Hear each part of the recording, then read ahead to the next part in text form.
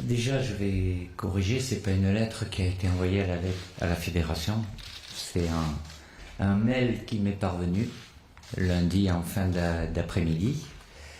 J'ai pris connaissance du contenu du mail, bien évidemment, que Adrien a signé. Donc, je l'ai appelé, je lui ai envoyé un SMS pour avoir confirmation que c'était bien lui.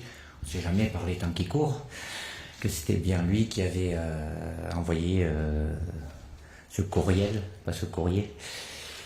Et donc il ne m'a pas répondu, mais j'ai eu la confirmation par mon responsable administratif que c'était bien lui qui l'avait envoyé. Donc j'ai bien sûr, dans la foulée, averti mon président du contenu.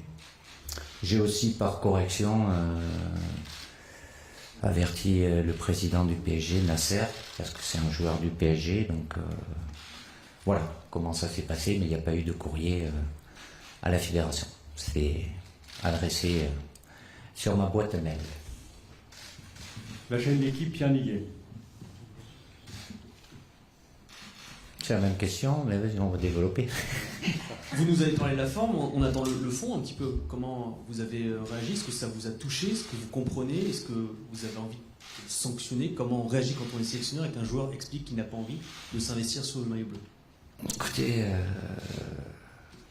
j'ai été surpris, bien évidemment. Après, je peux comprendre la déception, l'immense déception.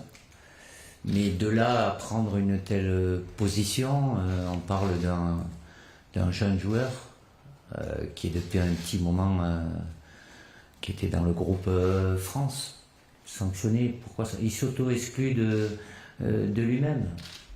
J'ose espérer qu'à travers certaines décisions comme celle-là, ça lui permettra de mûrir, de réfléchir, parce que je suis convaincu qu'il a fait une énorme erreur en prenant une telle position, parce que voilà, le très haut niveau, il n'y a pas de place pour les états d'âme, et que le très haut niveau, on se doit d'être professionnel en toutes circonstances. J'en prends acte, je ne vais pas vous dire que ça me fait plaisir, bien évidemment, mais bon, voilà, je ne vais pas en faire non plus une histoire pendant des jours. Je comprends que ça puisse prendre l'actualité aujourd'hui, donc voilà, mais j'en prends acte et je sais très bien que voilà, je ne peux pas compter sur lui, même s'il n'était pas dans la liste des 23. Il refuse son statut de réserviste, il refuse le fait de suivre un programme, et il refuse le fait, s'il y avait un problème, d'être appelé comme suppléant. Bon, c'est sa décision. Il assume. C'est une relation de confiance. Ils sont professionnels. Je viens de dire que le très haut niveau, c'est être professionnel en toutes circonstances. Ils ont un programme, je leur fais confiance pour qu'ils le fassent. Au cas où ils n'ont pas la meilleure place, il y en a qui l'ont encore moins bonne, qui ne sont pas dans la liste, dans la pré-liste. Voilà, à eux de se tenir prêts, à répondre aux exigences, parce qu'il y a les exigences que nous on peut donner à travers le programme qui leur a été fourni, mais à partir du moment où ils sont dans la pré-liste, ils ont aussi des exigences avec la FIFA, puisqu'ils doivent être géolocalisés, au cas où s'ils peuvent être soumis à un contrôle aussi, quoi. Donc voilà, après je ne vais pas les fliquer, je ne vais pas aller chercher à savoir, peu importe où ils sont, mais qu'ils puissent suivre le programme, c'est dans leur intérêt, et j'ose espérer qu'ils le feront, malgré leur déception. Fabien Lévesque pour France Télévisions. Bonjour Didier. Bonjour. Pour terminer un petit peu sur le sujet, On va terminer alors, oui. est-ce qu'on reverra Adrien Rabiot sous le maillot de l'équipe de France tant que vous serez là?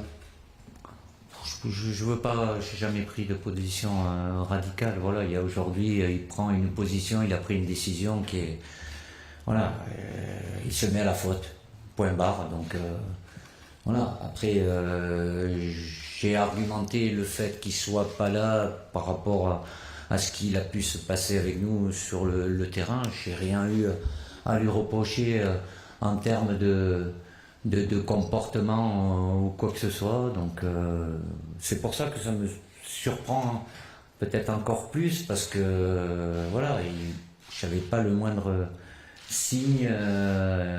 Alors je veux bien, je le répète encore une dernière fois, son immense déception, mais de là à prendre une telle position, c'est l'équipe de France. L'équipe de France, elle est au-dessus de tout, quoi. Et on parle d'un joueur qui a peu de sélections, qui a 23 ans. Ça serait peut-être la même chose, mais un de 30 ans qui a déjà vécu 50 sélections, ça me surprendrait aussi. Il y aurait peut-être un peu plus de circonstances atténuantes. Là, s'il s'auto-exclut de lui-même, voilà. À lui d'assumer, comme je l'ai dit. Et d'apprendre. J'espère qu'il apprendra.